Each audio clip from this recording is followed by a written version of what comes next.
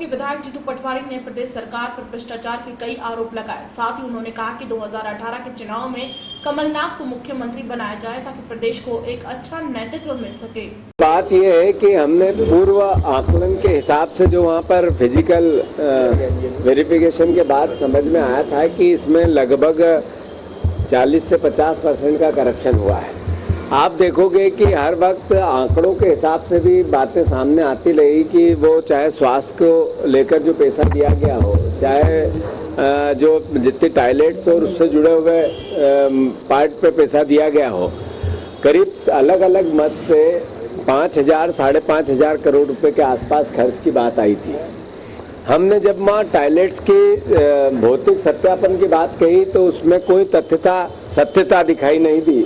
और साथ ही आप देखोगे स्वास्थ्य से संबंधित और खासकर जो अस्थायी खरीदी हुई थी या तात्कालिक खरीदी हुई थी, उसमें लगभग 1,000 करोड़ रुपए के आसपास का घपला है। वो रिपोर्ट जब जारी होगी तो आपको पूरा पता चल जाएगा, वो ठीक नहीं रहेगा। मैं मेरी बात नहीं हुई है। और साथ ही जैसा मैंने पहले कहा था कि मध्य प्रदेश की सरकार ने सियासत को लेकर करप्शन किया है।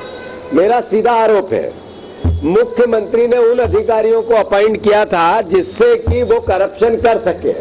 सियासत में किसी मंत्री और अधिकारियों ने करप्शन नहीं किया, मुख्यमंत्री ने प्लांट वे में करप्शन करवाया और अपने चहेते अधिकारियों को उतने ही दिन रखा जितने दिन सियासत का कार्यक्रम चलना था।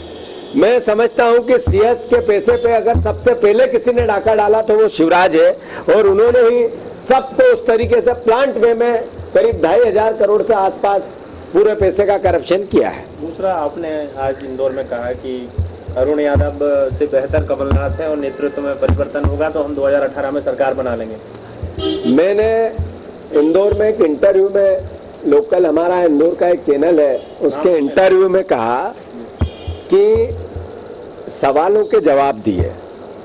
मध्य प्रदेश में लोग चाहते हैं कि कांग्रेस की सरकार बने और मध्य प्रदेश में लोग देख भी रहे हैं कांग्रेस की ओर।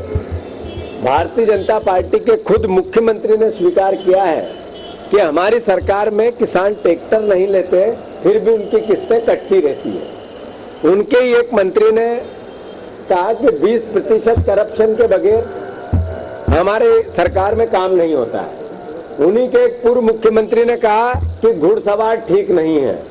फिर उन्हीं मुख्यमंत्री ने कहा कि ये सरकार उधार का घी लेकर पी रही है। हम जब फील्ड में जाते हैं, लोगों के बीच में जाते हैं, कार्यकर्ताओं से मिलते हैं, तो सबका भाव एक बनता है कि मध्य प्रदेश की जनता कांग्रेस की ओर देख रही है।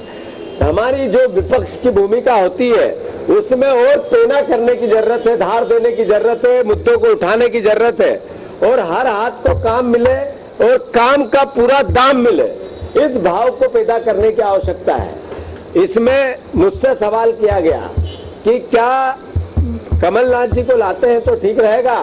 बिल्कुल, कमलनाथ जी को अगर सरकार में, तंत्र में as a chief minister project करने में, व्यवस्था कांग्रेस पार्टी की देखने में, उनको कुल मिला के नेतृत्व देने में कहीं देश की नेतृत्व देखता है तो पॉजिटिव वे में इस बात को लेना चाहिए, न कि विरोध के रूप में नेगेटिव वे में लेना चाहिए। तो पॉजिटिव वे में बात यह है कि कमलनाथ जी सर्वमान्य नेता है। आदरणीय दिग्विजय सिंह जी ने भी उनके लिए एक बार कमेंट किया है कि वो आए तो हमारे कांग्रेस के लिए ठीक होगा। ऐसा ही मेरा भी मानना है कि कमलनाथ जी सर्वमान्य नेता है, सब उनको पसंद करते हैं। कांग्रेस पार्टी उनके नेतृत्व में एक होकर चुनाव लड़ने के लिए लेस हो सकती है, तैयार हो सकती है। तो इसमें मैं समझता हूँ सकारात्मकता है, न कि विरोधात्मक है। अरुण यादव मेरे परिवार के साथी है, मेरा भाई है, दोस्त है, हम दोनों मिलकर राजनीति करते हैं। मैं विरोध के लिए काम नहीं करता हूँ। पार्टी को सकारात्मक रूप से, पॉजिटिविटी के साथ कांग्रेस के विजन को सही तरीके से 2018 में हम जीते, इसको लेके मैंने बात। Kamalnath is better than Arun Yadav? नहीं, मैंने अरुण यादव, जीतू पटवारी का एक अपना कैलिबर है, अरुण यादव का एक अपना कैलिबर है, दिग्विजय सिंह जी का एक अपना कैलिबर है, ज्योतिराज सिंधिया जी का भी एक अपना कैलिबर है। ऐसे ही कमलनाथ जी इज द बेस्ट। क्या है सबसे बेहतर कमलनाथ इन सब में? नहीं, सब मिला के, जैसे क्या बात है, अब मेरे शब्दों में, मेरे मुंह में शब्द डालने की कोशिश मत करो। सर्वसम्मति से कमलनाथ सबसे बेस्ट नेता है। दिग्विजय सिंह जी ने भी कहा है कि कमलनाथ जी अगर आते हैं तो हम खुशी होगी। ऐसे ही ज्योतिराज सिंधिया जी का भी एक अपना नेचर है। कुल मिला के इसमें बंटवारा नहीं है, इसमें सकारात्मकता, और सब मिलके हम चाहते हैं कि 2018 में जनता चाहती है कि बीजेपी को बदले, तो कांग्रेस भी चाहती है कि कांग्रेस आए। प्रदेश अध्यक्ष बदला जाना चाहिए। मैंने कब कहा ये? नहीं, मैं पूछ रहा हूँ। मैंने कहा नेतृत्व, अगर आपने पूछा कि नेतृत्व कमलनाथ जी को, मैंने कहा कि इज द बेस्ट। बस नेतृत्व बदला जाए, क्या ऐसा है? सामूहिक रूप से नेतृत्व संभालने की आवश्यकता है। कैमरामैन सुनील शर्मा के साथ अनिल पुरोहित की रिपोर्ट।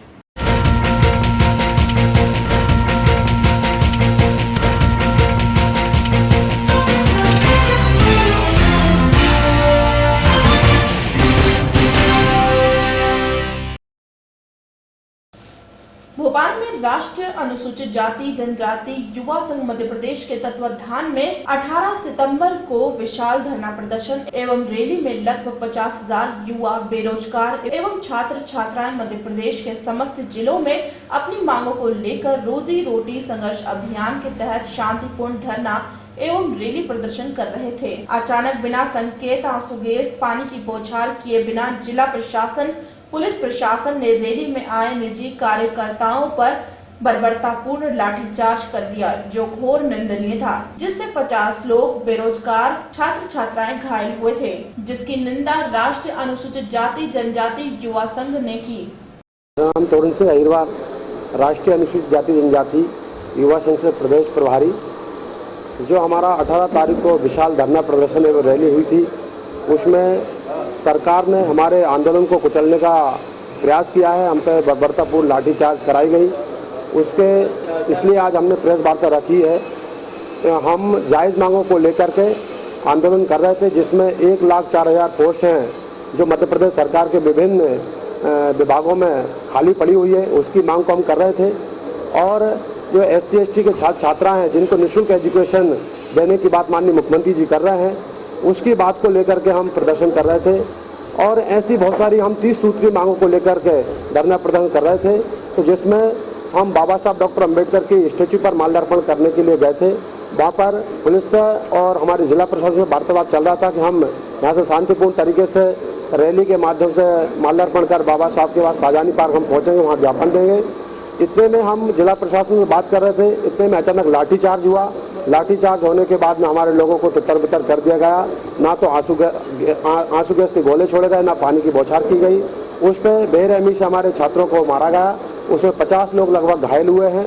और इसी तारतम्य में 21 तारीख को अखिल भारतीय विद्यार्थी परिषद का जब धरना प्रदर्शन हुआ, रैली हुई, उसमें लगभग 1,000 से 1,500 छात्र छात्रा आए थे। उसमें माननीय मुख्यमंत्री जी ने उच्च शिक्षा मंत्री पवैया जी को भेजा, जयवंत सिंह पवैया जी को, और उनकी घोषणाओं को मान लिया गया। जबकि हमारे कार्यकर्ता, नाजी के कार्यकर्ता 50,000 छात्र छात्रा यहाँ एकत्रित हुए थे, उनके आंदोलन को दबाया गया, कुचल दिया गया सरकार ने। तो सरकार हमसे SC/ST से भेदभावपूर्ण नीति अपना रही है, जबकि मध्य प्रदेश के अंदर SC/ST बाहुल है। 40% मध्य प्रदेश में SC/ST निवास करता है, उनके हक अधिकारों की पूर्ति सरकार नहीं कर रही है। और हमारी घोषणा नहीं है, ये माननीय मुख्यमंत्री जी घोषणा करते हैं। हमारे लिए बैकलॉग पद के लिए 1 माह में कहा था, 1 माह में हम भर्ती कर देंगे, लेकिन आज तक कोई भर्ती प्रक्रिया चालू नहीं की है। इसके बाद में उन्होंने कहा हम आरक्षण अधिनियम 2016 बनाएंगे, पदोन्नति में आरक्षण अधिनियम 2016, उस पर भी कोई कार्रवाई नहीं की गई। 3 महीना हो चुके हैं, तो उसके बाद समिति उन्होंने बनाई, उस पर भी कुछ नहीं हुआ है। तो हम ये चाहते हैं कि मध्य प्रदेश सरकार अखिल भारतीय विद्यार्थी परिषद, जिसमें SC/ST के छात्र हैं, और उनकी भागीदारी के लिए, उनकी भागीदारी सुनिश्चित करने के लिए कोई कदम नहीं उठा रही। सरकार झूठे प्रलोभन देती है SC/ST को, झूठे वादे करती है। वो कहती है कि ये पत्थर की लकीर है, हम आरक्षण को खत्म नहीं होने देंगे। पत्थर की लकीर है कि हम आरक्षण को खत्म नहीं होने देंगे। अगला आपका निर्णय क्या होगा? अगला निर्णय यह है, हम सरकार के विरोध में हम सरकार से निवेदन करेंगे। हमने पूरे माननीय मुख्यमंत्री से लेकर के सारे आला अधिकारियों को हमने ज्ञापन दिया है। ज्ञापन के माध्यम से कहा है कि सरकार हमारी मांगों को पूरा करे। अगर पूरा नहीं करती है तो नवंबर के माह में हम बहुत बड़ा प्रदर्शन सरकार के विरोध में करेंगे। अगर सरकार हमारी मांगों को मान लेती है, हम 7 दिन का अल्टीमेट हम पहले भी दे चुके हैं, 7 दिन के बाद अगर हमारी सरकार अगर कुछ नहीं करती, कोई एक्शन नहीं लेती है, तो आने वाले नवंबर के महीने में हम बहुत बड़ा सरकार के विरोध में जन विरोधी आंदोलन चलाएंगे और आने वाले 2018 के अंदर हम सरकार, जो हमारे लोगों ने सरकार बनाई, उस सरकार को हम गिराने का भी काम करेंगे। कैमरामैन सुनील शर्मा के साथ अनिल पुरोहित की रिपोर्ट।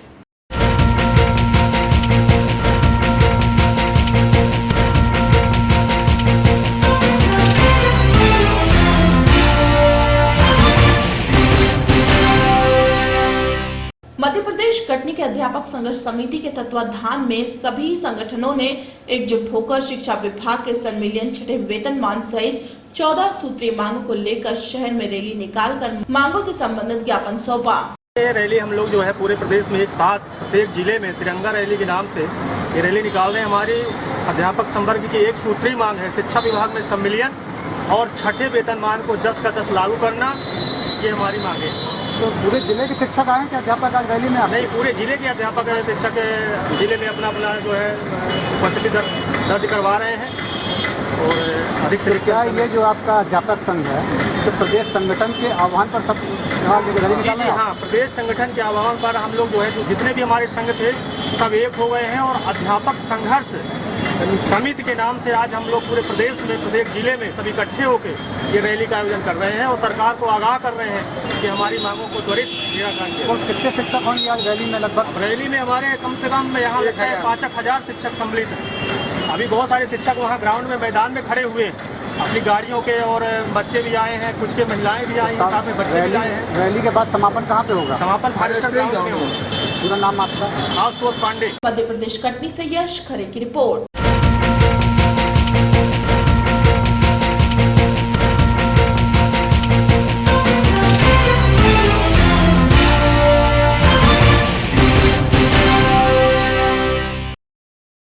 कारागार व्यवस्था पर हमेशा सवालिया निशान लगता है, पर सुधरने का नाम नहीं।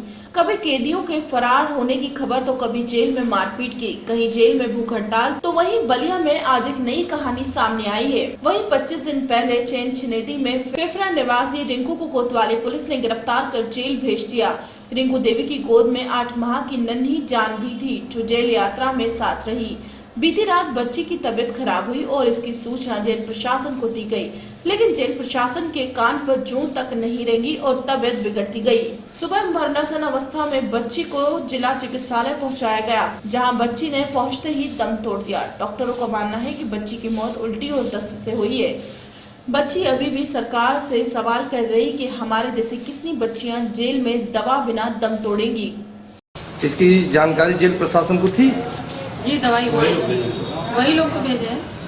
सिर्फ दवाई चल रही थी। कल रात में 11 बजे दवाई हुआ है, 3 बजे हुआ है, सुबह पता चला है तो लेके आए। आप इन्हीं से पूछ लीजिए सुबह से। कहाँ के रहने वाली हैं? फना के। किस जुर्म में सजा काट रही हैं? चोरी के। हम लोग का पर्दा फंसा दिया है। तो कितने दिन का जेल हुआ था आपको? हम लोग का आज 25 दिन हो गया। अच्छा। हम लोग का जुतिया के दिन 3 बजे से हमारी लड़की के मुँह पेट तबीयत खराब हो गया, मस्तक का बुखार हो गया। हम चीफ साहब के कहते रहने, चीफ साहब हमारी लड़की की तबीयत खराब हो, कोनो सुनवाई ना लेते रहना।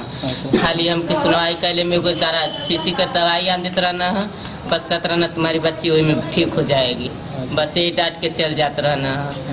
हमारी लड़की हमके जान पूछ के हमारी लड़की के मुँह आ देना, कोनो दुख परेशानी हमारे ना रहा लड़की की।